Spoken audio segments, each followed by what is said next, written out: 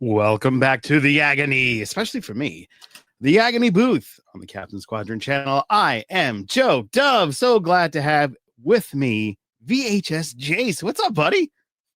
Hey, buddy, how are you? I'm the fill-in Jason of this portion. You can call me VHS or Timu Jace, if that would. Or Timu Jace, yes. You know, the Australian or Jason, no, Oz Jace. I don't know. Ozzy Just Jace, call me anything, you know? Yeah. Trust me, it would have been nothing worse than what my wife has called me at the time. I know how that feels. I just want to say hello to everyone, but first I must say hello to our Patreons. I don't have any graphics yet. We're working on that. I want to say hello to HollyMac79. I want to say hello to Johannes Borg. Thank you so much for being patrons at our top level, the Transgressor. Our conspirator level, Joe Saporito. Thank you so much. And Denise Hill. Thank you for being our conspirators. And of course, you can join the Patreon. You can get all the lovely perks, including stickers. You can now follow us for free on Patreon and buy the stickers separately. That's a new thing that just happened this week. So we're very excited about that. And if you become a patron, you can choose an episode of the Agony Booth, and your social media will be on the wheel. So there's many perks to being in the Agony Booth and getting your name on the wheel. There's so much fun to be had. But we're getting into an episode that I watched again for the first time. And okay, so I'm in 31 years. So when I was a wee lad, I jumped into there and watched this episode. I watched it with my family, which is the good memory of this. The bad memory is I never saw the ending because I'd always fall asleep. And then on all the rewatches, I remembered it being boring, so I always skipped it. So that's phooey on me, according to our buddy Jason Roy Gaston. But in my purview, so let me hop into the synopsis before we get too deep into the episode. I have my glasses so I can read it. Picard awakes to find himself living in a small village where he is a well-known member of the community who is suffering from a delusion of being a starship captain. All right. Well, let us hop into WTF Did We Just Watch?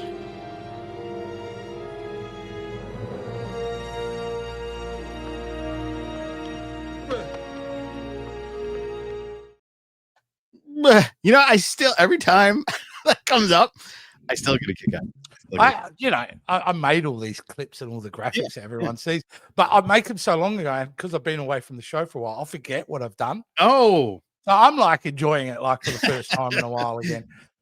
Oh man! All right, well, WTF did we just watch, Jace? We watched what I think is a fantastic episode of Star Trek: The Next Generation. I have always liked this episode, Joe. Even when I was younger, I enjoyed it. There's something quite profound to me about this episode. The idea of living two lives in such a short time and the legacy of having to live with that. Seeing Picard kind of behave as he has to adapt to a brand new life, which I thought was wonderful. We get to see a more loving, caring a father. I really dug it. There's not much pew pew, and there's not much, warp speed stuff going on. When they do cut back to the ship, it's pretty rudimentary kind of setup. But I don't know. I can't even define it specifically what hits me so hard about it. But yeah, this is an episode that I love a lot. Wow. So what's your problem, Joe? What's my problem? I'll tell you my problem, brother. No. For me, this is a kidnapping story. And yeah. And I'm not a fan of kidnapping. This is also a play on the This is also a play on the Superman story.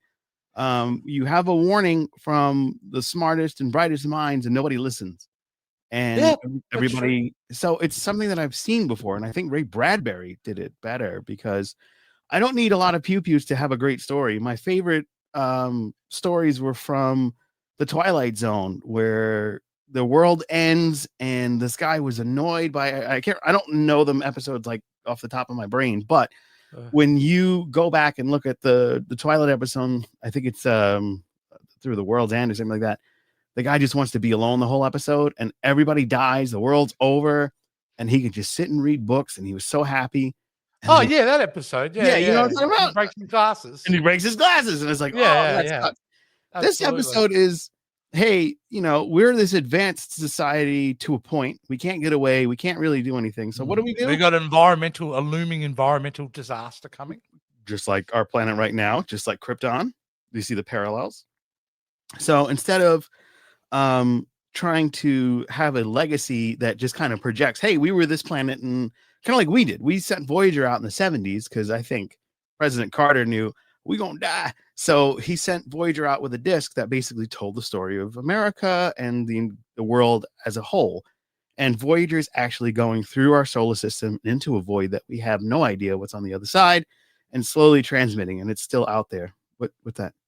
It's pointing to a comment that you can't actually see, guys, but I can see it. So I'm pointing at it from our good friend, Mr. K. Wheeler.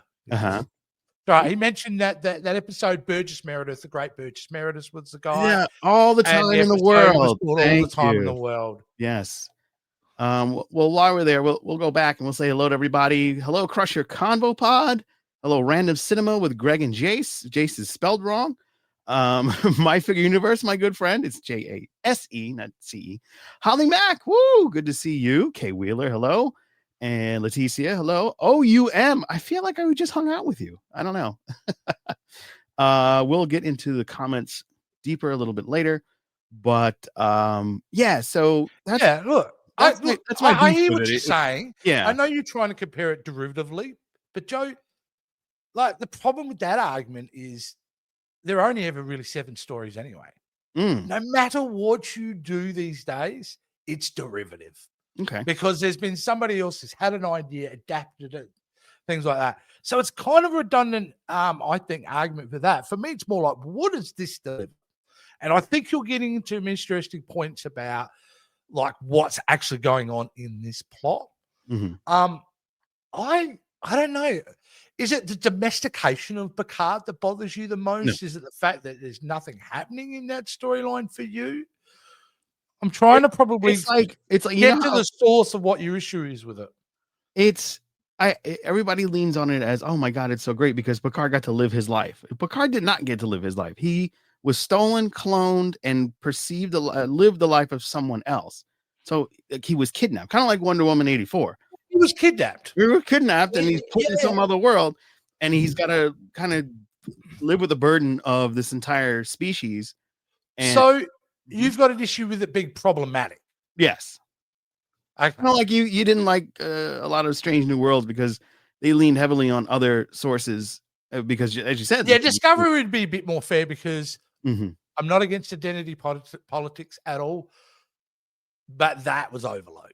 The focus of Discovery for me was way too much on that. Where I thought that was always just part of the organic part of Star Trek, rather than making it the front facing. That was my issue with things like that. I could see why you may be offended at that concept. Like that is problematic to you, and certainly you don't feel that. So for me, I probably don't see it through that lens because honestly, I could never watch a horror film again. I could never watch an episode where someone gets hit by a car. I wouldn't be able to watch television because in real life, what I find offensive or problematic is, on TV, there's lots of things. If it happened in real life, I'd be going, this is horrible. Someone call the police. Right. But it's not just the kidnapping. It's like, if you're going to, as I was saying earlier, we sent out a beacon of explanation of who we are into the ultimate universe in the hopes that something does pick it up one day and go, this is what humans were, and for the species to have the capability to just have that little probe, which I saw the little Easter egg. It was the necklace and somebody was wearing, I think, but for them to only put it to one person, I thought was really random and really weak. Right. Okay, now you're getting into the flaws of the plot. Now, I would agree that seems odd, right? Why wouldn't you imprint all your citizens onto everyone in that crew to give a more full-rounded, honest perspective of that culture? That's a plot point. And that's Mhm. something, yeah, I could see why that's kind of an issue. But Mhm. so yeah, logic kind of Well, is a out the weird window. part of it. Right. Yeah, but I don't know. I forgive it because it's Patrick Stewart is amazing in this episode. Patrick Stewart's amazing in everything. He's a Shakespearean No, actor. but I'm not in here, yeah, but he's wonderful in this particular episode, playing what he has to play, the way he handles coming out of it. I guess there's an element of sadness because in a way he's living the life that in the back of his mind he kind of wanted. But Mhm. he sacrificed himself for Starfleet's career. Here he got to live out the alternative of that, where he Mhm. didn't sacrifice himself for the Federation. He lives a normal life.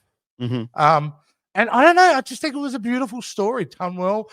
I like the I just love coming back in it 3, 5, 20 years later each time. And then to me, like you're talking about Twilight episode, like Twilight Zone episode, just the reveal to him what's going on. And then he has to deal with that. Right. It's more trauma for Like, him. It's a kidnapped victim dealing with the trauma of being kidnapped from the Borg. And now yeah. we're doing a whole nother trauma. It's like, I know. you did No this one already. from Like, Starfleet go. So no, in First Contact, well, they don't really want a captain that was once influenced by the with the Borg. Borg, yeah. This dude has got way more trauma than just the Borg, guys. He lived a whole life somewhere else, and he played the flute. It was super weird. Oh, that flute was super annoying. That was another thing that I was so ready to throw my remote. Like, because I grew up in a town where like the budget for the band was kind of low, and luckily I got the trombone to play, but everybody else had the flute, and they could not play it. I love the flute from your guys' Men at Work. That apparently has something to do with an Australian national anthem or something like that. Yeah. It's a big deal down there. Yeah. I'd rather hear that a million times than the flute on this one, man. Oh, that bothered me so much. It was just like painful. It's almost like nails on a In the chalkboard. editing bay, I may have cut that scene a couple of seconds earlier. I will agree with you with that. Oh, over that. Yeah, but nuts. Here's another thing about I think the episode works so well. It's because I think it also points out the big flaw on the Enterprise D with its crew. Mm-hmm. And when I was watching the episode, it occurred to me, they really, fall apart pretty quickly without Picard. Yeah. Like they all go into panic mode. Now, that's a pretty serious situation. But the fact they won't listen to each other, which almost cost him his life. They broke the tether, right? Almost cost him his life. Yeah. Was a kind of a glaring indictment on a couple of those characters in that particular episode. So it's there you go. Yeah. But no, I'm emotionally connected to this episode. I think it's a beautiful episode. I think it's one of the strongest of that season. I thought for sure that I would have a new perspective on it now that I'm in my mid 40s. I was like, maybe I was too harsh on it because I was reading so many wonderful things about it. I was like, wow, people really like this episode. And people were even like, are you serious? Agony Booth, this? And I'm like, no, it's not range bait. There you go. I don't like this episode. And then a good buddy of ours, Sean Farrick, was like, yeah, I think it's overrated too. And I was like, yeah. So there's that. Doesn't mean he's right. I don't care how many people follow him. Doesn't mean he's right. Yeah. And I think that, this whole traumatic, and a lot of people are saying in the comments, it's over and over again because they copy and paste in DS9, and it's like a go-to thing that's been going on before Star Trek, and it's almost like a Doctor Who episode that they probably could have. It's just so random many sci-fi. ideas. It's not like something. Yeah, it's not something that's new and fresh that they came up with that worked specifically for Star Trek. This is something that could have been in any type of science fiction and would have had the exact same effect, but it also would have been the exact same story, but you probably loved it more because Patrick Stewart was the man behind everything. And there's a Nepo baby in it. His own son. I mean, that's kind of cool that he played alongside his own son and his son played his son, if that makes sense. Yeah. But Nepo baby moment. But I'm going to play the next bumper as we go further into it.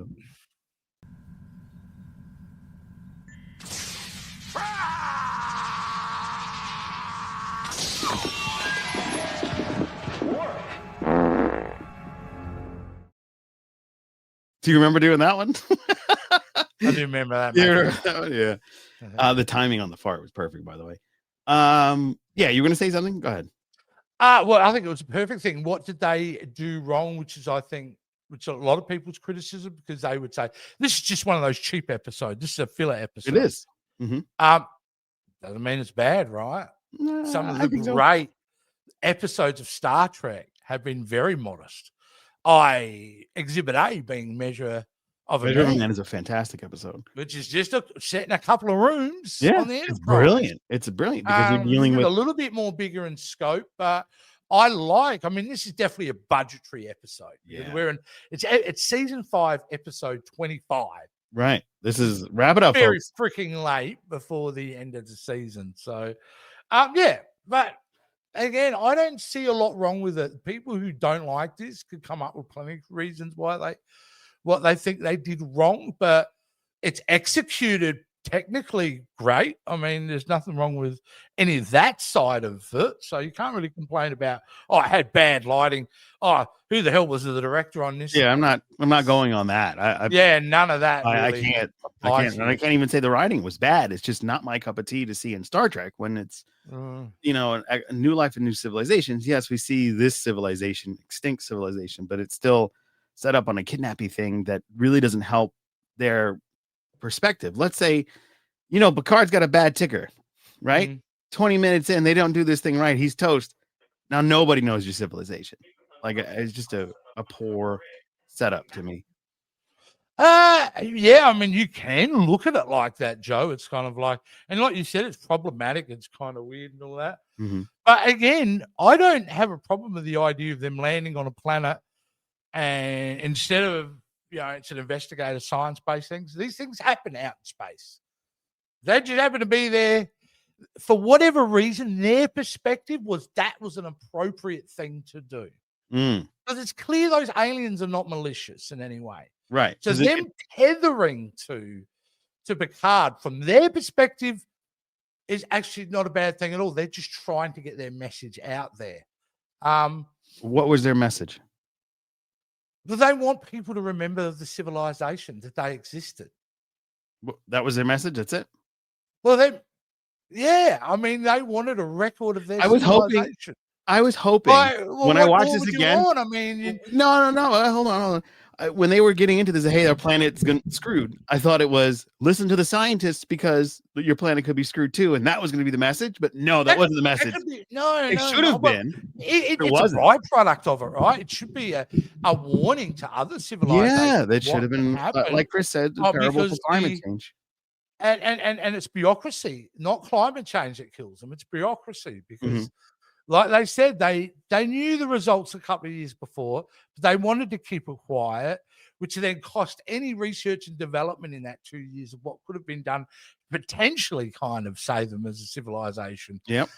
So it is an indictment again on bureaucracy, which is everyone should always be a fan of that. Because bureaucracy sucks on any level. But, nevertheless, did the aliens make the right choice in how to convey the history of their civilization? No, they did not.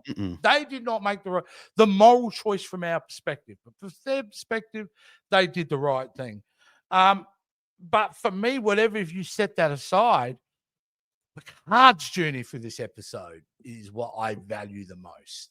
I think it was a masterclass performance by him in this episode. I love the journey. I felt there was genuine depth and complexity built even more so for Picard, who's already chock full of complexity. That was an extra layer then, and I liked it. So, I don't know what to say, Joe, except you're wrong. I am not wrong. I have an opinion. You have an opinion. My opinion is not wrong. You can't be wrong with opinion. It's a fact that not only was the execution of this great acting, he got old, he watched his wife die. We got to see a day in the life of everybody's day in their life. We're dealing with the climate change that's about to kill the planet. We're watching our loved ones die, and there's nothing we can really do about it. We have to deal with that trauma of everyday life. I don't want to see my captain that I'm going to hear and escape into a world where I can go and be anywhere and dematerialize and rematerialize and do some cool epic stuff and enjoy it. And instead, I'm now watching it with a pull off of a layer that's like, oh God, especially after dealing with loss myself. It's like, oh God, watching this play out is just a painful reflection of and I can understand everyday that, life that I'm dealing with. And I don't want to go and watch my sci-fi to tell me, hey, look, this is how terrible your life could be. It's like, oh no, mine's actually worse. As someone who's been in the exact same scenario, Joe, that's I know, part of it, because you can turn on television at any point, watch a commercial, see something on there, and a lot of things trigger you. So it probably, for the review, with all due respect, you probably would. I can understand from your perspective you want to attach that to it, but for the sake of the review, extract that from you. I still think you have valid points where you didn't like it. Yeah, thank you. I don't agree with you at all. But I understand your valid points of perspective. Also, Joe, I think it's fair to say you're a pew spaceships guy. That's not being unfair. No, it's not being unfair. Sci-fi show. You know what I mean? And you do see some sort of action in your episodes, because most of the time, if you were watching this as a kid for the first time, you are hoping beyond hope when it starts. It's an action episode. Yeah. No slow talking episode. Right. You know, first watch it as a kid, I didn't like any of the Klingon stuff. Oh wow, there was the Klingon ones but though they were Klingon, were a lot talkier than you would expect. A lot talkier, and that's why I didn't like them when I first saw them as a kid. But yeah, I was kind of changed, you know. Yeah, well, because I mean, you're dealing with the Klingon home world, and you're seeing perspectives from there that you didn't normally see. So I also think we should, in context with this episode, and I think it's appropriate to at least mention it, is where it lies in an overarching storytelling of a season. So, for reasons, right? Mm-hmm. This wouldn't be an opening episode of a season. No. You wouldn't make this episode 1 of season 5. And you wouldn't make it episode 26 of this season. Mm-hmm. But it is a great episode 25. The primer before the last episode of the season. Yeah, what is that Star called? Trek was a 2-parter. So yeah. Pulmonary, like the Pleminute. It was like the prelude to the final episode. Penultimate. There you go. Penultimate episode. Yeah. And we get to deal with the fact, I think, you know, and which is echoed in the movies, more so in Generations, is that gaping part of Picard's heart where he never had a family. Mm. And there is no question. That's why I said earlier, him being able to live out and have a family, it's a pretty big deal for him, because, you know, look how he reacts in Generations when he finds out the loss of his nephew. Renee. Christopher. That's what it was. Yeah, it's been a while since they got burnt, right? They got burned to death because it was always like when Dr. Zoran goes, "Fire with time is the fire by which we all burn." He's kind of like, "You're a dick. How did you know that my family died in the fire?" You know what I mean? But they never really talk about that after, again, like in any of the movies or in the Picard season 1, 2, or 3. They never really talk about his family again. That's pretty interesting. Can I say I have a little bit of a sickness in my head, because, and I dare anyone to say this, I'm not going to be embarrassed about saying this, but straight away I'm thinking, how long did it take Picard before he started banging his wife?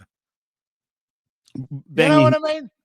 Well, wow, yeah, because they had it a bunch of kids. And then they flash forward and they've had kids, so they're getting up some naughty time. But this is the thing, it's not Picard's stuff, it's him living through the other person. So he's got but from his perspective, it's his reality. So yeah, but it's still not. How long it took Picard to make the moves, man? That's all I want to know. Well, then if you're not Beverly, I mean, let's have a go, you know. yeah, that's it. The good old British go for it. Oh, sorry, the French, you know. Yeah, French. Bravo. But I don't know. That's what I just want to know if I'm a sick individual. Was there anyone else out there when they're watching the episode thought to themselves, when did they start doing it? Or was it just me? For me, I'm sick. This answer. I'd love to know if you thought any of that. For me, another thing about this one was it was like, did you ever see that movie Strange Days? Of course, Strange Days. Catherine Bigelow, Ralph Fiennes. Catherine Bigelow directed Ralph Fiennes' movie. Amazing movie. I felt like it was the Millennium. Yeah, it was like you know that strange device that they put on their head and you can live within. Yeah, very Same cool. thing. Same thing all over again. It's like, yeah, we're playing a video game essentially. Picard got to be in an RPG. No. It's more like Picard being sucked into a movie, then, isn't it? Really, an interactive movie. Yeah, an interactive. Well, but it's still like just think of PlayStation 10 instead of you being able to control. It's a chip, or don't you have that fancy thing where you can go inside? Oh, yeah, I have the MetaQuest 3. Yeah, the MetaQuest thing. Yeah, maybe it's a VR. I don't know any of these technologies. I can't afford them, so I don't play. Look, it doesn't matter. The only game you want to talk about when it comes to TNG is the game. Oh yeah, with the funnel, little spinning things. Yeah. But yeah, like I want to know what that felt like. That would be like, because they were all like every time they would get a disc into it was like funnel. Didn't it like give him some type of like endorphin?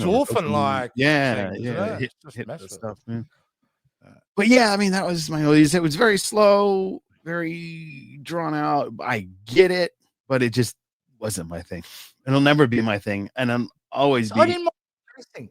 I liked the pacing being slow because it allowed me time to think about things like when did they first start doing it. It worked for me. Yeah. I mean, everything's still based on the timeline of the character that Picard was in, so it's a very which was 100 years ago. Yeah. Was it? No, it's that. Well, was it 1,000 or 100? I think it was 1,000. It was a long ass time ago. Yeah. And it was amazing how this ancient alien species looked a lot like Greece. It's like, is that Greece? I always wanted to be in Greece, but but yeah, I know it's one of those things that like I pick up the pace. Let's have it. I would almost expect maybe they would do the cheesy like we're gonna end the planet and you're gonna experience that too, but they never really gave them that experience. They didn't go all the way. Budget, Joe. It's the budget. But that was one of the things. I also think it is one of those. It goes against the grain of what the expectations would be from an episode 2. I think is a fair statement. You would probably think we would have got a more definitive showing of the extinction of the planet. But we don't really. Yeah. Or like we don't at all. Yeah. But like the final lead up, what was happening? What is there going to be die-offs? Is there massive? The only death we got was his buddy, and that was because he got old. So it was like, his buddy shows back up then. Yeah, and then that's like the reveal. Hey, guess what? This is a program. Okay, bye, buddy. It's like, great. They'll throw more trauma on me and send me back to my life where now I got. How did Picard not jump up and go, I effing knew it? Like you son of a banana. Exactly. It drove me nuts that this is like. I was right the whole time, you mofos. Like that never happened. Again, that's the beauty of it. Is Picard is not angry because he wanted it. He didn't reject it. He ended up embracing that life. He really. I mean, if you were stuck in 40 years in that, you kind of would embrace it. But it's only one person that's getting it, so the mission kind of failed because when Picard kills off in season 3, that whole universe goes away. And that's probably one of the other gripes that I got a little bit of a plot holy thing. They should have done a disc, pass it on. Some another planet will figure it out. Yes, let's go into redeeming features.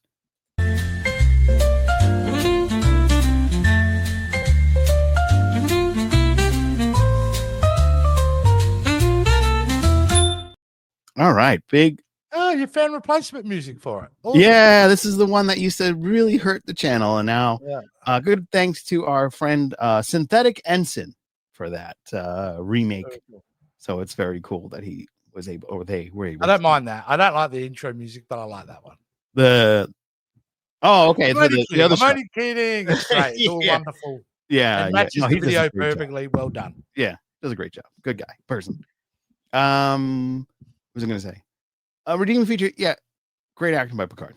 Do you have anything? I don't. I mean, I've been talking. Yeah, I mean, about the whole time.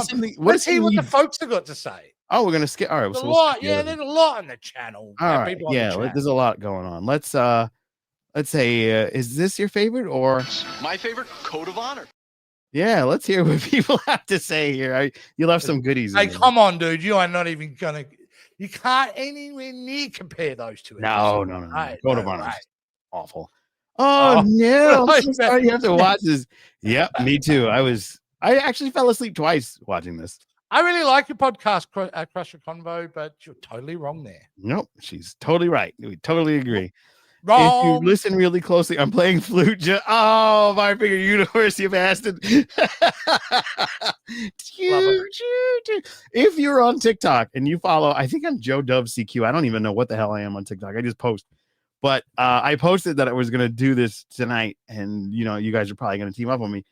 But I'm playing a real shitty flute in the background. It was on purpose. I don't know if anybody check that out.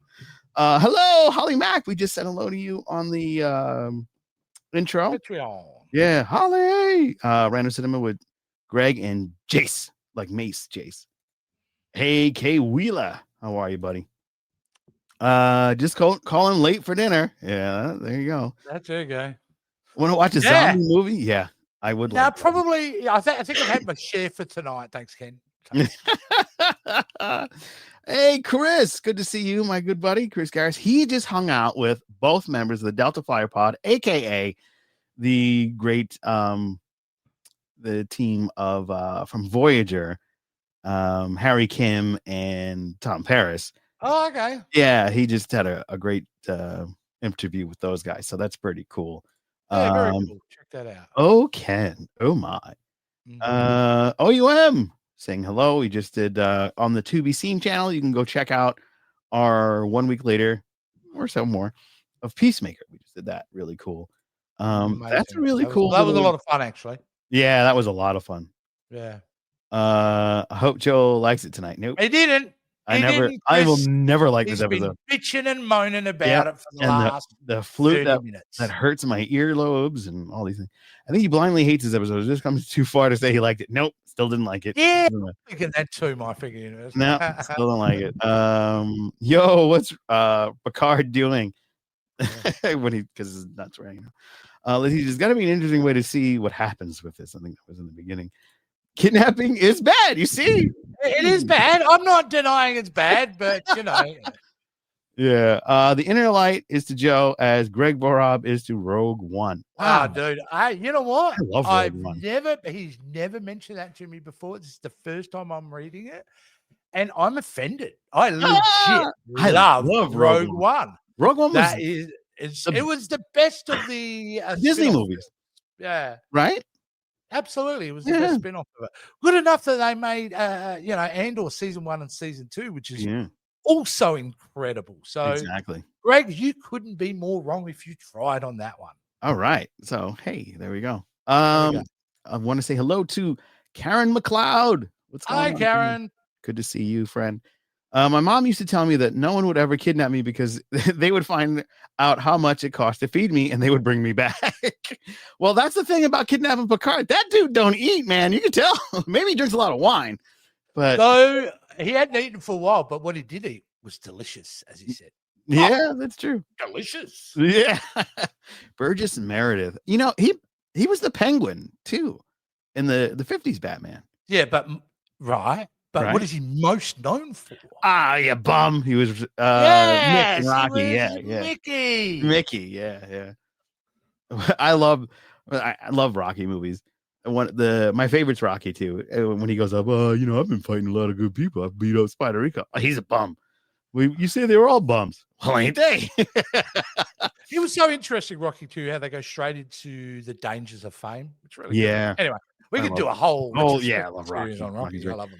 This episode is called Time at Last. It was a Twilight episode, really good one. Yeah, we get into all that. That was what. That was really great. All the reading of the books, breaking of the glasses, Burgess Meredith, all that good stuff. I guess Jason Random Cinema never corrected me. He made the YouTube. You've exposed something here, Joe. I was waiting for a while to see how long it would take. That's right. I forgot. Remember, you forgot that. I mentioned this to you, and I'm like, I went to a point where I'm like, I think it's too late to change it. And then I thought to myself, you know what?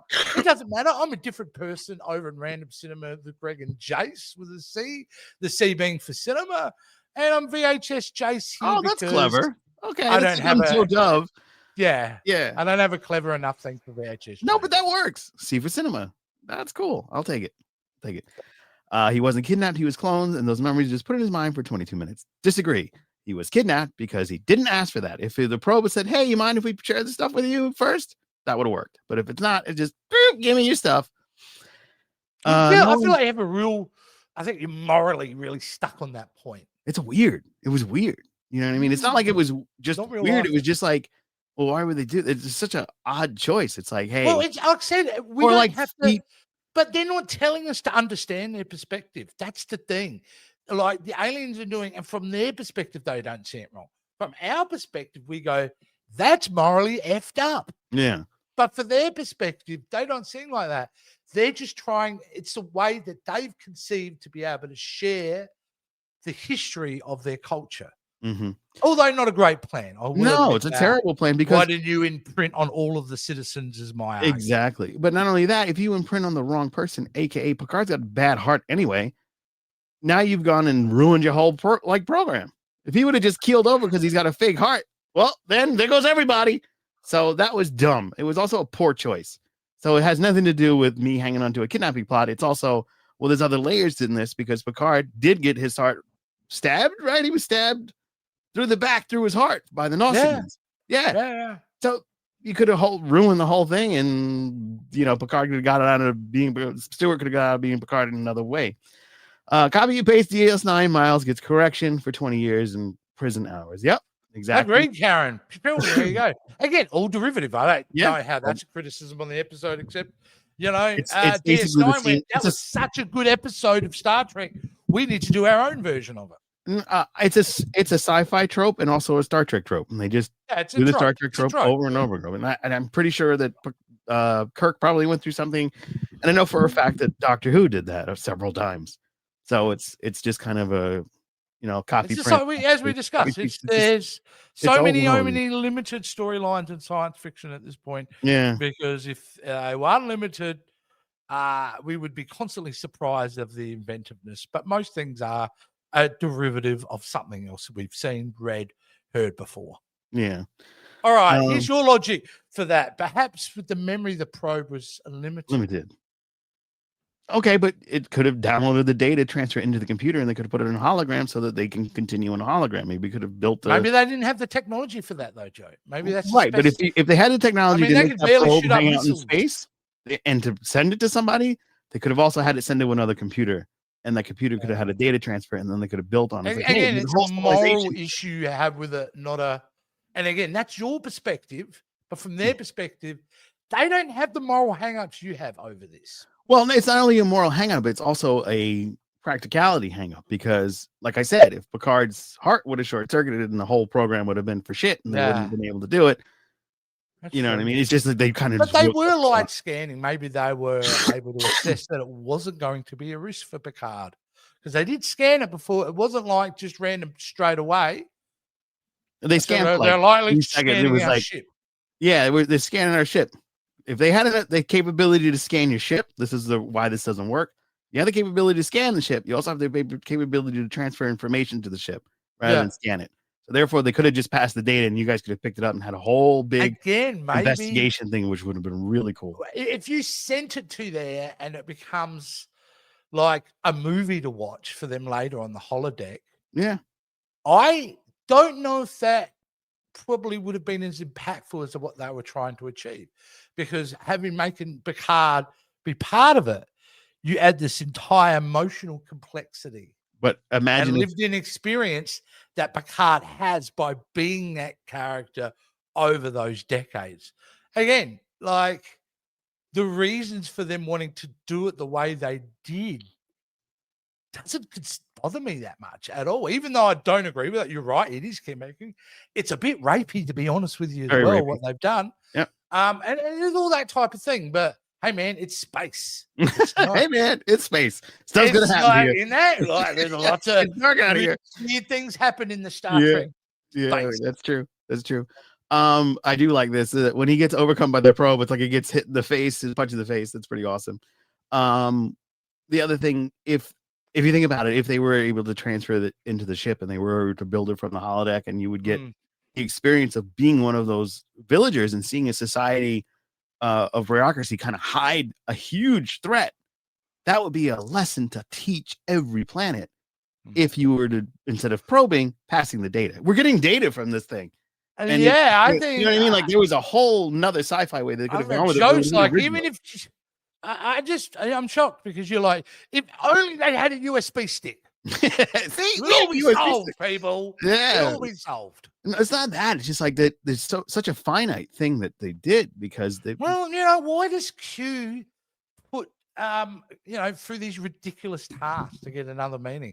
Why do aliens make the choice that they make? Sometimes it's. Mate, I don't know if the point of this episode is. And I get what you mean, though, and I understand that, but I don't know if the point of the episode is about that. Yeah, the point of the episode, I think, really is about Picard and bureaucracy. Like Picard getting something that he truly always wanted, and again, a criticism of bureaucracy because that's what's really cost him in the end. Yeah. But I think that there was a lesson of the bureaucracy, like down the bureaucracy, that they really could have taken and kind of spread that through the universe, and at least people would have learned that. And and I don't know, and I'll tell you what I don't know is how that data. So was it? I had your phone number, Joe. I'd make the flute song. I would block you. That is awesome. Keep going on with the messages. Yeah, that was great. Okay. Copy and paste SNW Batal living in life with Pike. Yeah, it was the same thing, and I didn't like that on that episode. I did not like that at all. It's like enough with that. It stopped going to this especially episode. at this point. Yeah, I mean, if you've had enough of it, and we're watching shows from 40 years ago, doing it now is so egregious. It is, and I didn't like it the last time, and it's even worse now. Like, come on, no, it's Sean. Yes, Sean. Sean agrees with me. I mean, he doesn't hate the episode like I do, but he agrees. It's overrated. Undiscovered podcast review wasn't exactly glowing. There you go. Yeah. Thank you, gentlemen. Oh, doesn't mean they're right either. Yes, it does. No, it doesn't. No, it's all opinion. Being overrated doesn't make it a bad episode. It just means that people put it on a higher pedestal than other episodes. It could easily be above it. See, I'm the person that's the man of logic here. I'm pretty mean, sure my figure universe is part Vulcan. That's super. I would agree. But even Vulcans are wrong. They're pious and arrogant. Dare you? And sometimes they don't realize it for their own greater good. So, was it overrated?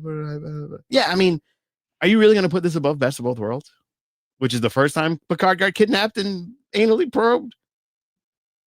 Again, Best of Both Worlds Part 1 is awesome hour of television, one of the finest episodes of television I've ever seen. Better than this, right? Episode 2 of Best of Bath Part 2, not so much. I really would have liked. Not so much. I think at the end of the day, I do agree with you. Best of Both Worlds Part 1 is better. I don't want to compare. I mean, well, no, I don't know why you should directly compare those two episodes. Yeah, because what are we comparing them for? It's the greatest rated episodes of Star Trek. They're both 9.4.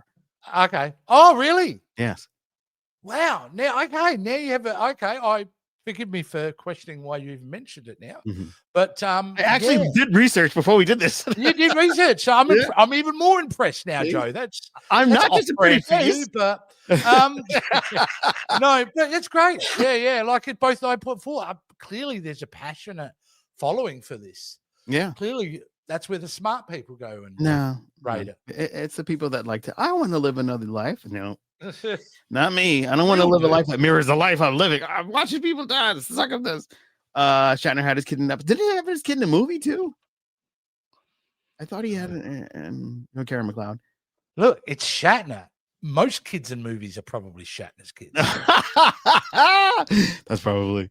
There you go. Shatner had movie. Yeah, see? Thank you, my figure universe. Chris says, I didn't know that about Shatner. Yeah, Shatner liked to put Shatner in everything. He's shatting all over the place. Picard with four inner legs. Big guy, that's brilliant, Karen. That was brilliant. That's terrific, Karen. Fantastic. Bart. Chris says, it also reminds me of the episode, Enterprise episode where Archer and Hoshi are being made into the alien race. This is like, it is a Trek trope, and it comes from another sci-fi universe. This is not original, and everybody hangs on it like it is, and it's not. No, but it's not about it. The originality why people hang on it, Joe. It's because it's executed so well.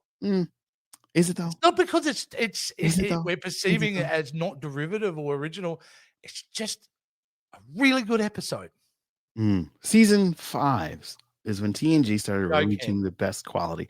You'll notice that the look of season 5 was better. If you go and watch season 1, you get the really like Vaseline on the lens, and then it clears up at season 5. So that's just something visually there. That's they change it. They change the way they shot it. I think it was. Yeah, which is great. Which they need to. Your opinion is what the word. Get out of here, my figure universe. This man, he really is. That's right, Joe. My opinion of Road Wrong is not wrong. Yeah, exactly, Greg. Yeah, Greg. What do you mean? My opinion of Rogue One is wrong. Even though I love Rogue One, but you've heard the one and only episode of Random Branch.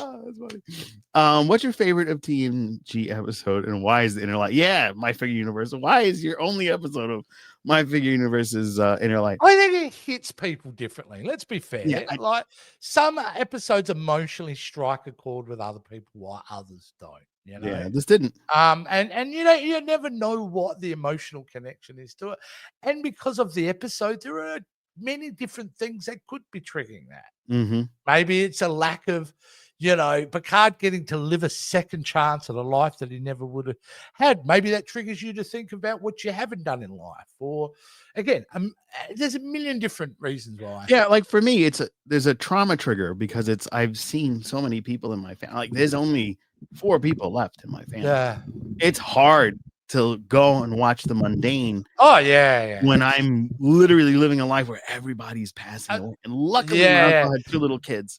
Yeah, like it's like when my wife to watch.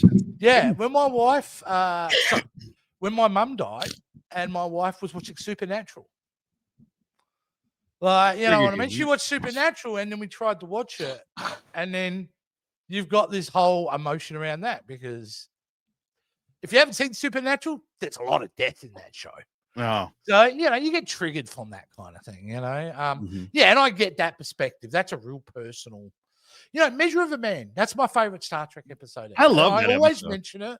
And it is what strikes me about it was human rights, I think. Human rights. Actually, not human rights, validation. That's why it's my favorite episode. Because all in our own way, we are just like Data. We're just seeking validation. So Joe didn't agree with me clearly and kicked himself off the live stream. Welcome to Captain's Quadrant, where there's never been an episode that's actually been run correctly. I don't know what has gone on with him. Joe, where did you go? All right, let's just keep going down the chat. Where are we? Sorry about that. Here we go. I had to take care of, I'm just getting over a flu, and I had to take care of some things I didn't want to be on screen because I did have a rash that I took care of. And maybe a heads up. Yeah, that would have probably. I didn't know how to heads up. I was like, I gotta go do something. Maybe really quick. Something. All right, I'll figure it out. Hopefully that won't happen. Let's. Climate change is definitely a theme. They should have leaned on. Yeah, definitely. I mean, it's the 80s. Climate change is like today. Yeah, I completely understand. Especially if you had minds out by another alien race and they planted the memories of you get a long lost civilization. Isn't that Land of the Lost? I like the Inner Light more so than love the Inner Light. I did love at one point, but feel some of the other episodes of TNG are better. I've never said it's my favorite. I've told you my favorite. Yeah, my favorite's Best of Both Worlds, and that'll always be the best TNG episode. What? Even part 2? Even part. I love the 2 of them together are great. I would have liked to see if Patrick Stewart did want to leave. Such a kind of clean. Yeah, like it's a very part 2's like, let's just solve this issue. Yeah. I think they maybe it's never as satisfying as the setup of part 1. Yeah. Remember, Picard desired a family as the Nexus showed us. This was another fulfillment of that. Yeah, agreed, Ken. Yeah, but it wasn't Picard's he's living through somebody else. Ken, your life gets changed. Now you're going to live my life. Yeah. And you're going to get my experiences, mostly shitty. So, is that what life you want? You wanted to live experience life instead of being on a captain? Amazing. I mean, yeah, if you get your life, great. But to be in Australia with all those my life cute little panda bears that you guys got. Keen. Yeah, my life is so lovely. She's such a sweet lady. I would love that. Would be kind of cool. I still feel like Inner Light is essential Picard story episode. Yes. Inner Light and Best of Both Worlds are the same story. He gets kidnapped by another alien race, and he becomes part of it, and he gets sent back. They did this already. Anyway, what if somebody? Doesn't matter if they did it again, Joe. It's a matter of how well they did it this time. One was boring, one was exciting. There you go. What if someone has anaphastasia? Would it still work? Don't know that one. Oh, yeah. Well, again, they would have scanned him. So they would have quickly known whether that would be an issue, I would assume. Yeah, when he like keel over, there's so many ways that the whole civilization thing would open. He's a great. Do you know what happens? You know what happens when someone, unfortunately, is you void your bowels, right? Every living animal, you void your bowels when that time is to move on. Right. I wonder if Picard pooped himself on the floor of the. The whole time of the episode, everyone could smell it, but no one's going to say anything because he's the captain. Yeah, because he's the captain, and so you know what I mean. Like maybe that's what the smirk was at the end of the episode. Himself. Yeah, the smart when he turned around, smell it. Like, I dealt it. You smell it exactly. So, yeah. Jason's asking the real questions. Hey, look, I'm only human. We all do it, right? Like, so I'm curious to make sure my boy Picard's getting some. That's that's right. The shopping one. Yes. My forgetting is if I got to hang out with Ensign Robin Leffer, I would play the game. Yes. Something I'm missing there. No, from the episode, the game. Remember who it was? No, who was it? It's oh my god! Now I forgot because she was just on the top of my tongue. She didn't kiss the girls. Someone will pump it out in a minute. Famous actress. Don't know. Actress. Move on. All right. I'm going to answer the question. Yeah, I could actually put it in there right now if you want to know and find out myself. But I won't. Okay. Yeah. Well, moving on. But I won't. Let's move on. All right. Matrix Voldemort. Yeah, that's what this was. This is Matrix Voldemort. At first, he was rejecting it. Yeah. And imagine if he just completely rejected and everybody died. He got nothing. There were so many ways that this went wrong. Yeah. Like, again, my focus wasn't judging on their performance of their plan. Yeah. You're not allowed on TikTok, My Figure Universe. There's not enough hours in the day for you to handle TikTok. Yeah. The amount of social media output this man creates is amazing and always super entertaining. Yeah, definitely follow My Figure Universe. Especially this week on Boosting the Signal. Yes, exactly. An incredible episode this week. Yeah, Jason Monday is your episode. So there we go. Yeah. There we go. We filmed it back in 2022. And finally oh man. I am nothing but logical, but to be called pious is an area would describe me perfectly. See, I was right. You truly are Vulcan. Wasn't a bad review on the undiscovered part per se. It just wasn't glowing. Okay. Hey Joe, can you send that track number again for the package? Okay. No problem. Shipping inquiry. Is that where we're at now? Welcome to Dad's budget. Send me your tracking number. I'll do it. No. She won the Star Trek model. Right. Okay. Right. And I thought this is Ed's lovely wife. Yeah, she's amazing. Yeah, lovely wife. Here's I just find it hilarious. I taped up yeah, exactly. But this is what's great. I left the package downstairs thinking, okay, the USPS will pick it up and we'll be good. Because I brought it to my work because they had box that I could ship it in. I paid for my own postage just in case my boss is watching. And I left it downstairs. I was like, we have USPS, right, guys? And they were like, no. I found out yesterday that we don't have that. So I need to walk my ass over to the post office. I was very upset. I almost had to intervene there, Joe, because you know what Jason said to you about stories that meander. Yeah. He asked me earlier to keep you in check. Jason's got his wish, and he's not even here. Look at that. Look at that. The season 5 model of the Enterprise was completely different, and it had some detail on the Aztec than plus models that change in the credits of season 5 TNG. Interesting. The man knows it all. Lots of lots of death and supernatural. But Dean, he's just so fine. Dean is Jeffrey Dean Morgan? No, that's Jensen. Jeffrey Dean Morgan's the dad. Have you never watched Supernatural? I've seen the first season. Yeah. And I really dug it, but then I moved and we didn't have CW when I came over, so that kind of sucks. Yeah. If you ever decide, I've just started again on HBO Max. And there's it's on HBO Max. I can watch the whole thing. Yeah. If I've you been ever busy for decide, a while. That and Supernatural. That and Smallville. And I'm into almost finished season 4 now into 5. Either way, that's been amazing. like if you ever decide to watch Supernatural, skip Bugs. If you ever decide to watch TNG, skip this one. The My Figure Universe, totally agree. Skip the Supernatural episode Bugs, and totally agree. Skip the Inner Light. Thanks, Holly.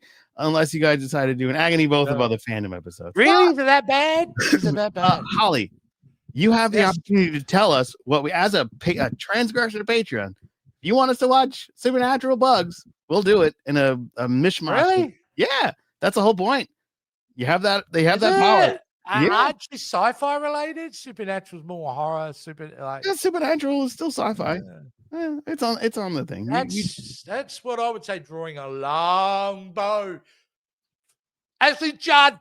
Damn it. Oh wow. Yeah, My Figure Thank Universe. you, Greg. Thank you, Greg. Yeah, Ashley Judd. Oh, Ashley Judd. Ashley Judd. See, how did you not remember that? I'm old, right? I'm borderline becoming senile. I forget shit all the time. You should know that, Joe. You're young. You're recently a birthday boy. All right. You're a young pup. You should know this stuff. Can I order a pizza? You live close. I'll order it for you. Joe's the type of guy who'd deliver it too. Yeah, I would. I'm that guy. If you're hurt, Greg, here you go. We've got it definitely on HBO Max here in Australia, which is great. That and so I'm always flipping between Supernatural and Smallville. Well, here it is. It's official. Holly Mack publicly is telling us we're going to watch Supernatural as the wormhole. So, Jason Roy Gaston, get ready. Unless you want to come in for that too. I might. I might. It's got to go on the wheel though, doesn't it? Or no. That's wormholes. That's okay. Going to be a wormhole thing. So yeah. Oh, that's going to be a wormhole thing. Yeah. Well. Okay. All right. I'm not questioning anything. Shut up, Jason. Shut up, Jason. All right. Let's move on. All right, now we're going to go into the Wheel of Agony because neither of the Jasons going to be here next week. We're going to have Holodeck House, who's going to join us for the wrap-up of Spooky Season because she's been doing amazing work on TikTok talking about Star Trek and all of the haunting stuff that's been happening to her in her life around her house and her family's houses. So now we spin the Wheel of Agony.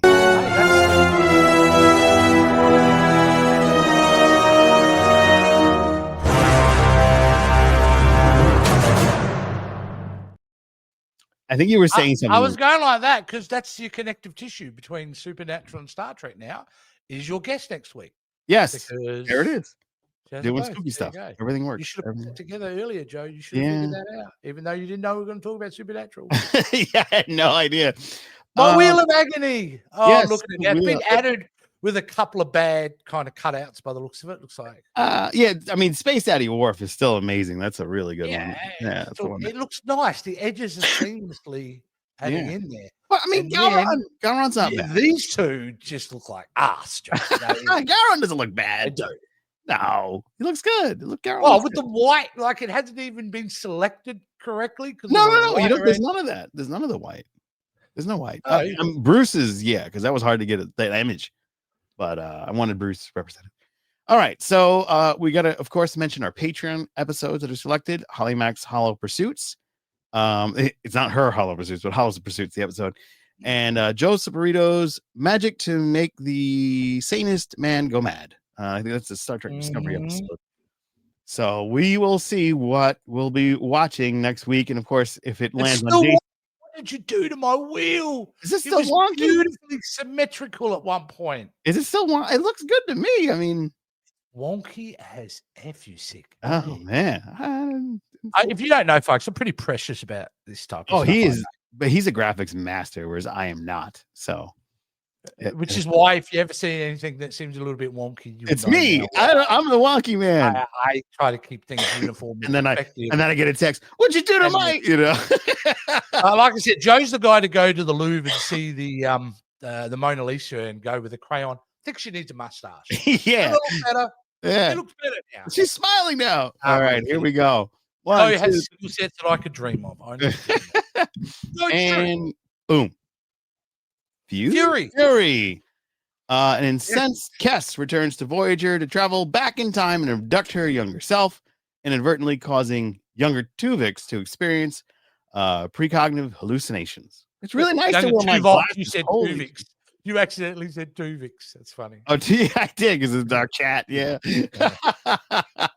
Oh man. All right. Oh, Well, awesome. A Voyager episode. Very cool. yeah, there we go. And that one. So that's what Boom, you I even and got your that right. amazing guest will be Yes. doing next week. Is Yeah, that correct? that's correct. That's correct. So now I'll reach out to her and we'll get through that. Things have moved. Why do I feel awkwardly in the wrong spot? But that's okay. Some more. Oh yeah, aftermath. Hold on, let me pull that. Why is it National Garon Day? Why? Oh yeah, well he'll get into that. We were just talking about you. Everybody hates you. Congratulations.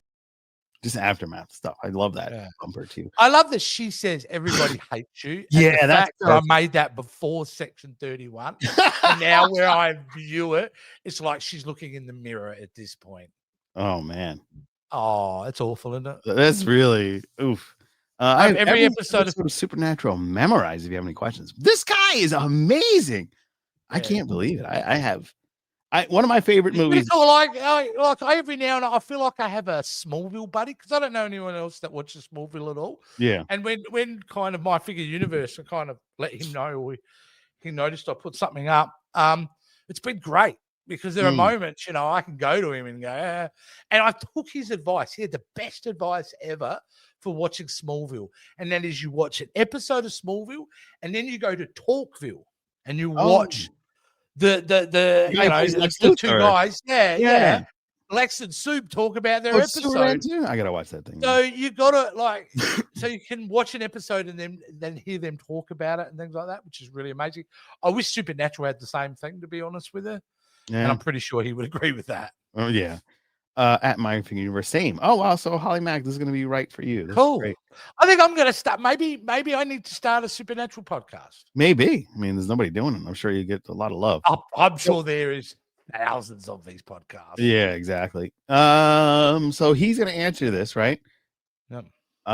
He says it's National Garon Day because he had a giveaway. Oh, he's got a giveaway. There we go. Yeah, he's gonna give away his Garon. Let everyone know it's National Garon Day. There we go. I still have go to my universe's page to find out more. Yeah, I still have my Garon somewhere, but I need to clean my area. One of my mom's early gifts. Have a little bit of Garon in there. Yeah. Oh yeah, we can talk small time anytime you want. Oh my goodness. Yeah. Time to put the flute away this one time at band camp. Wouldn't it be awesome if he said that? But when he gets back and he's in that room, Picard hands him the box. Riker hands him the box. Yeah. He opens it up and just in his Picard way. Number one time at band camp. That would have been great. End the episode, credits. Then it's just credits. Yeah. So as a transgressor, we get to steer the show. Interesting. Yes, you get to steer the show in so many ways. If you're transgressor, you get to pick wormholes. You get to be a Wheel of Agony. You get a special hello from Jason and I. No, Jason, not Jason. Unless you want to hop in and say hi to people, I love that too. And how long as you pay me, I will. Well, that's the whole point of Patreon. Yeah, you get to do a lot of things with our show. It's kind of like you're steering the ship. HBO Max, yes, he has an Australian accent. HBO Max. HBO Max, yeah. Listen, I have to hear you Yanks with your weird accents. For 3 years, your loud arrogance every week. All right, like you can put up with a bit of Aussie. Yeah, there we go. I loved that Discovery episode. There are no good Discovery episodes. Oh, wow. Season 4 and 5, I like. I'm teasing. I love all of Discoveries. I was there for it. Season 1 sucks. Which is the one? Season 2 has its moments. The burn was the one that kind of like fizzled out at the end. That burn thing was kind of annoying, but everything else. 4 and 5. You know, again, 5 was amazing. And I will die by this because I know people will take this the wrong way, but I just don't care. There was too much of a focus on those early scenes, making that show all about identity politics rather than focus on the really interesting. And they made her unlikable. They made Michael Burnham someone we should be rooting for her. In the beginning, they kind of did, but at the end, I loved her. When she became a captain in season 4, in my mind, she really shone. And it is not a disparaging thing about the actress. I think the actress is wonderful, and good luck to her on a new role in that Blue Blood spinoff, which our friend Damon's in. Which is like, fantastic as an actress, but I just don't like the way they wrote Michael Burnham for a lot of the show. But I am, you know what?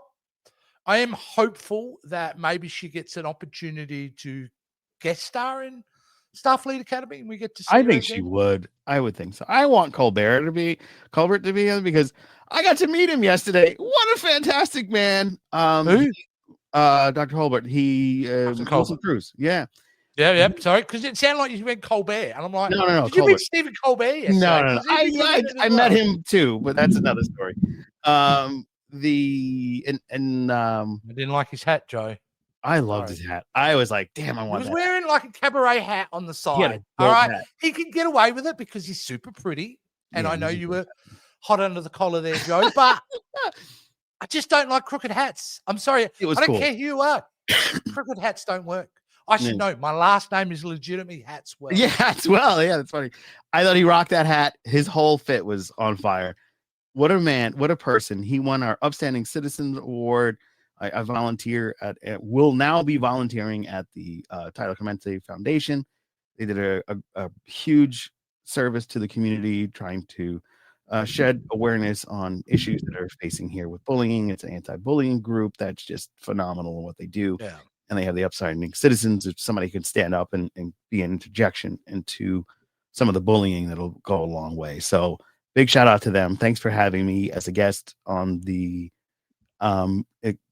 dinner last night. I really appreciated. The food was amazing. And I ran into a friend from work. I literally met somebody that stopped and was like, I know you from somewhere. And we worked together 14 years ago. I'm not going to go too far on a tangent, but I got to meet long story short, got to meet the honoree, Wilson Cruz. Dude was amazing, really uplifting, made me feel so nice on the way out. Thanks, Chase, for falling asleep. But if you're watching, thank you so much. And we appreciate the follow. You are fantastic. They screwed him over on Discovery too. Yeah, he should have been in it longer. They screwed him over. They never gave that character its just desserts. But when he was on the Trill Planet in the 5th season, and he got to play a totally different character than, oh man, he killed it. Such a great actor. I remember him. We're gonna go back again, but I love you so much. I said I love you so much. It's just so amazing. Is there anything I could do for you? Let me lick your boots. No, I never said anything of that sort. I'm just saying it's certain people are just doing above and beyond their normal 9 to 5. You know me, John. I know. I'm in that anti-celebrity phase where I don't hate celebrities, but I'm now at the point where I go, so what? You're an actor. Yeah. Like, why am I idolizing you? You know, I've got a really great plumber who has got some stuff out of my drain pipes before. Now, that's a hero in my world. This guy is upstanding because he gets involved here locally and helps. Oh, no, I'm not questioning what he does. That's why he got there. And nothing to do with the fact that he was an actor. I'm fangirling because when you find out about what he did, and as I'm reading about him as a person, it's like, holy crap, what you're doing is just amazing and uplifting. No, he's doing great. He's doing great. Having a little bit of fun. You got to spend some time with him. That's amazing. Awesome. And I'm on Talkville, so we'll go back to the dude, I've heard you too. I can't remember which episode, but when I heard you on the episode, that was hilarious. Nice. He is my human computer. He knows so much, and that's Jessica. But does he pick up after himself, Jessica? That's the question. As somebody who's been married 25 plus years, that's all my wife asks for me. Have I delivered? She would say no. That's the thing about you. You're also cruel to yourself. Random cinema with Greg and Chase. Smallville equals Clark's Creek. Go to hell, Greg. I'd like to know if my figure was you still here. Do you agree with that? Do you disagree with that? This is funny. That was a good, Chase. If you want to learn about the burn, read the Star Trek comic, the comic books, The Last Starship. All right, definitely. Thanks for the recommend, dude. There we go. Finishing up my rewatch of My So-Called Life, actually. Oh, okay. Well, there you go. There you go. That's where Wilson started. You answered your own question then, didn't you, really? Yeah. Yeah, he does. He does clean up after himself. Well done. Well done. What a guy. All right. Yeah. Figure out himself. Well, this has been a lot of fun. This is the best way to deal with the trauma of rewatching The Inner Light. Yeah. Well, So thank you so much. Jace wanted me to make you cry to really insult the episode in your intelligence and make you cry over that specific fact. But I didn't achieve it. But, we're cruel. It's the name Jason Joe. I don't know why you work with either of us. Well, if anytime I feel that if you guys are being too much, I have my secret weapon.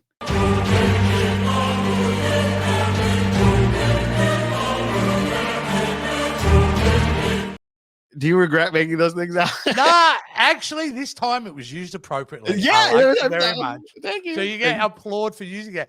I reckon I made that like 2 years ago, didn't I? Yeah, that was early on in the show. Yeah, that was great early stuff. on. And I never took anything that you did out because it's so good, including some of the backgrounds for the ecstasy booth when we land on a great episode. Like we land on Hollow Pursuits, it's going to look totally different. You know what you are getting into, and we've talked about this about a year ago. You're right. Is that we're now getting into territory where it's not definitively bad episodes on the Agony Booth because you've kind of done all them. Right. Code of Honor's been done. Have been Shades done of for Grey Voyager and Shades of Candle fucking Yeah, exactly. So now we're getting into you're getting into episodes that, hey man, it's an opinion. You know? And this episode clearly is one of them. You have people who like it and are clearly very intelligent and smart and have good taste. And then you have people that don't like it who are also intelligent and they clearly know what they're talking about, like myself and Crusher Combo. So you have the best of both worlds. You get it? Best of both worlds. But it's a measure of a man. So anyway. Yeah, Measure Man's a really great episode. We're not good at puns. We should not do anymore. Guys, thank you so much for listening. Thank you so much for watching. If you're listening to us on Spotify, please give us a rate, 5 if possible. If you're listening to us on some other app, and if they have a rating system, please do the same thing there. If you're watching us on YouTube, thank you so much. Please be sure to do those wonderful things. Like, share, subscribe, and ring that bell when you subscribe so you can be alerted to all of the lives that are coming out and some of the clips that have been dropping, as you can see, with the little AI wonkiness that's been driving him absolutely mad, I'm sure. I knew it. I was like, would you send that message? It's like, I don't like what StreamYard's doing. Pull up your game, StreamYard. Your AI editing sucks. Yeah. Hopefully you know what doesn't suck, you, Joe? It was your birthday this week. It was. Anyone out there? Joe turned 87 this week. He looks great. No, how old are you, Joe? 44. 44. I'm the double. You look great for 44. Look, at the end of the day, we have our banter, we have our fun, but we love this man for a very good reason. And if I look the right way, we love this man for a very good reason. Very proud to know you. Love working with you. Likewise. And you actually do look really old. It's look at those lines under your eyes. Like, what happened? No, they're good. They're good. It's allergies. It's allergy season. Awesome. Did you have a good? What did you do? What'd you do for your birthday? I've got a. So remember we were talking about that camera? I got a. Yes, they're great. But those tripods they're called the There's a name for them. Gorilla leg. Or yeah, something. the gorilla ones, and they're cool because you can tie them around poles and they'll stick there, and that's really great. I know where you got that specific one tripod as well, so we can talk about that later. Very cool. So I got that. I hung out with the kids, and I am getting my car washed tomorrow. So 44. Yeah, 44. Got my car wash. Yes. There you go. I haven't washed my car in like 2 months since August, so it's time. We don't wash cars here because we have magpies and kookaburras to go. Mate, did you just watch your car? All right, we'll make sure we got a delivery for you. Yeah. I was watching more about magpies. It was fascinating to me because, dude, I tell you, it's a legit thing. I have been attacked 3 times as a kid by magpies. Wow. This time of year, because they're mating season, they swoop. It's a legit thing, and they are terrifying. They will draw blood. Oof. Like, it's insane how vicious they are. Wow. And, when you live in Australia, you kind of forget it until the season kind of comes up. But if you're a foreigner, don't come here in August or September because you'll be running straight back to the airport within a day. Oh, man. All right. Well, thank you so much for joining us. And if you want, we have a lot of other things going on, including the Wormholes show. We did Cyberpunk Edge Runners, which is a lot of fun. Yeah, you know about that. I don't know what that is. That was a Wormhole episode. Is that a Labubu show? No. It was a video game that they made into. No, but that's the only thing I know that's relevant these days. Labubus. What, you don't know 6-7? What is that? I don't even know what it is. That's a TikTok guy that went viral because they made fun of him for a speech I impediment. thought it was an Austin Powers joke. You know, he's gone No. 6s and 7s. Remember Yeah, that no. It's a big thing. And it was one of our best memes out there. So, thanks. I'm so out of touch. Yeah. So, and then we have, of course, a lot of fun on the Agony booth. We'll be back with Debrief for. Are you coming back for that publicly? For Starfield? Officially, I will be returning on January 16th, I believe, to completely rip shred. No, I'm not. I promise everyone out there, I know it's Crystal Strange New World Season 3, rightfully so, but I will go into this season completely open-minded. So, to this show, because it's a brand new show, it's not a season, it's a brand new show, I'm going to go in open-minded. All right. But if it me one little bit, I'm coming down. That's all good. I'm excited for it. I'm looking forward to seeing what they're going to do with it. Because at the end of the day, I despise Kurtzman, but maybe he's done something good here. Well, this is a swan song for sure. So we'll see. Maybe he's go out with a bang. And then we also have Section 31, which also looks beautiful and a new look. Oh, we got anything to release? I cannot talk about who we have coming up until I usually wait till after we recorded. Yeah, until okay. Yeah. All right. So we did this one already. This is Nicholas Meyer. He was phenomenal. It was a lot of fun talking with him about his new book and a little bit of Star Trek. Yeah. You can check that out. And of course, we've spoken with JG Hertzler, which is another fantastic one. We spoke with Valkyris. We were her first podcast. Oh, okay. There you go. Yeah. Cool thing. She hasn't done one since, apparently. No. She's done another one. and then you can go back and watch our deep stuff with Neelix himself.